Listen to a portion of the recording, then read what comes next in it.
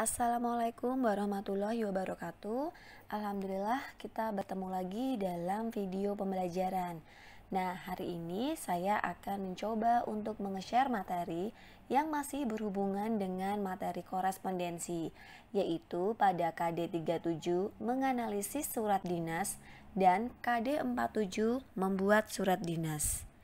Surat dinas ini memiliki bentuk dan struktur yang baku. Oleh karena itu, meskipun berbeda jenisnya, strukturnya tetap sama.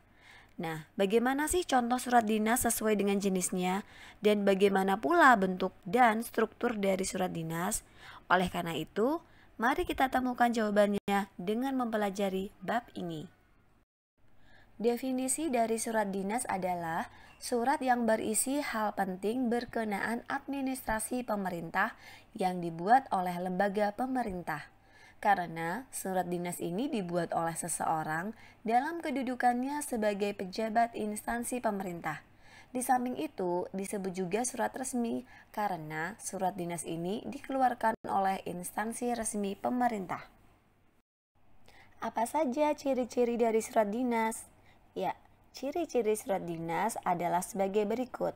Yang pertama, menggunakan kepala surat atau kop. Yang kedua, memakai bentuk surat yang standar. Dan yang ketiga, menggunakan ragam bahasa resmi. Dan yang keempat, menggunakan kertas yang dikhususkan untuk surat menyurat. Macam-macam surat dinas berdasarkan sifat dinas mempunyai ciri sebagai berikut. Yang pertama ada surat sangat rahasia, yaitu surat yang berhubungan dengan keamanan dan keselamatan negara dan hanya diketahui oleh pejabat yang berhak menerima. Yang kedua ada surat rahasia, yaitu surat yang membutuhkan penanganan khusus dan berhubungan dengan keamanan kedinasan yang hanya diketahui oleh pejabat yang berwenang. Dan yang ketiga ada surat terbatas, yaitu surat yang informasinya membutuhkan pengamanan dan berhubungan dengan tugas khusus kedinasan yang hanya diketahui oleh pejabat yang berwenang. Dan yang terakhir ada surat biasa, yaitu surat yang tidak memerlukan pengamanan khusus. Selanjutnya ada macam-macam surat dinas berdasarkan penyelesaiannya. Di antaranya adalah sebagai berikut. 1. Surat sangat segera atau kilat, yaitu surat yang isinya harus segera diketahui penerima surat dan penyelesaiannya harus dilakukan secepat mungkin. Yang kedua, surat segera, yaitu surat yang isinya harus segera ditanggapi oleh penerima surat. Dan yang ketiga, surat biasa, yaitu surat yang penyampaian dan penyelesaiannya tidak seperti kilat dan segera. Macam-macam surat dinas sebetulnya ada banyak sekali.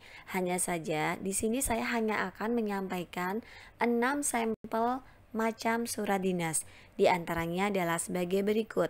Yang pertama ada nota dan memo dinas, yaitu surat yang dibuat oleh atasan kepada bawahan atau sebaliknya, yang berisikan catatan singkat tentang pokok kedinasan. Dan yang kedua ada undangan dinas, yaitu undangan yang sifatnya mengharapkan kedatangan seseorang. Dan yang ketiga surat tugas, yaitu surat yang berisi penugasan seseorang pejabat atau pegawai guna melaksanakan tugas yang diberikan oleh kantor dan untuk kepentingan kantor. Selanjutnya yang keempat ada surat pengantar atau ekspedisi, yaitu naskah dinas yang digunakan untuk mengantar atau menyampaikan surat, dokumen, dan barang yang akan dikirimkan. Kemudian yang kelima ada surat kuasa, yaitu surat yang berisi pelimpahan wewenang kepada seseorang yang dapat dipercaya untuk bertindak mewakili orang yang memberi kuasa karena orang yang bersangkutan tidak dapat melaksanakannya.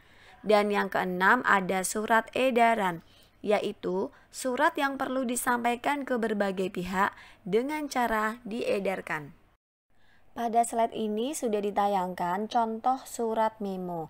Kalian bisa melihat bahwa di sini tertulis memo ini isinya sangat singkat, ya. Jadi memo ini diberikan oleh seorang pimpinan kepada bawahan. Bisa saja seperti seorang sekretaris. Contoh di sini bisa kalian amatin bahwa Lydia Putri diberikan memo oleh pimpinan yang bernama Ibu Yuni Susanti. Nah, Lydia ini disuruh membuat sebuah surat undangan, di mana surat undangan ini akan dilaksanakan pada tanggal 15 Desember 2020 di ruang rapat direksi pada pukul 10. Kemudian di situ juga sudah tertera tanda tangan dari ibu pimpinan. Nah, jadi seperti ini bentuknya dari surat memo, singkat, padat, dan jelas. Selanjutnya adalah contoh dari surat undangan. Nah, salah satu gambar yang kalian lihat pada slide ini adalah contoh surat undangan yang bersifat resmi. Kenapa bersifat resmi? Ingat bahwa tadi ciri-ciri dari surat resmi tadi adalah diawali dengan adanya kepala surat atau kop surat. Kalian bisa mengamati ya bahwa tadi dalam surat ini di awal sudah ada kepala suratnya.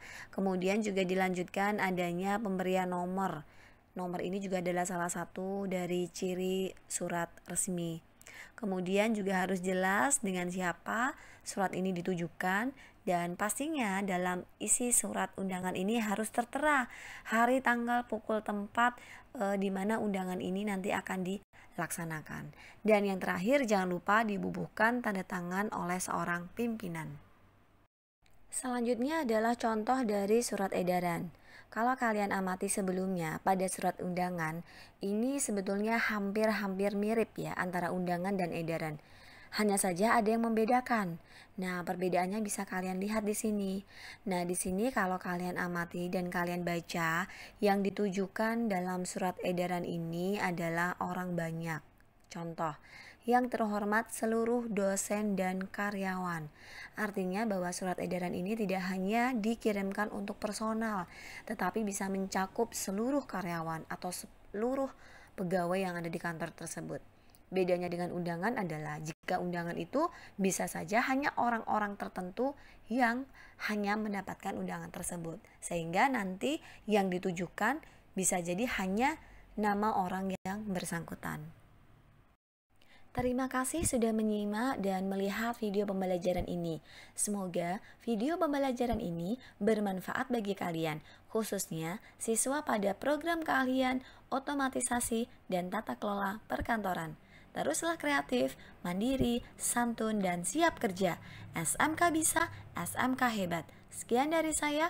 Wassalamualaikum warahmatullahi wabarakatuh.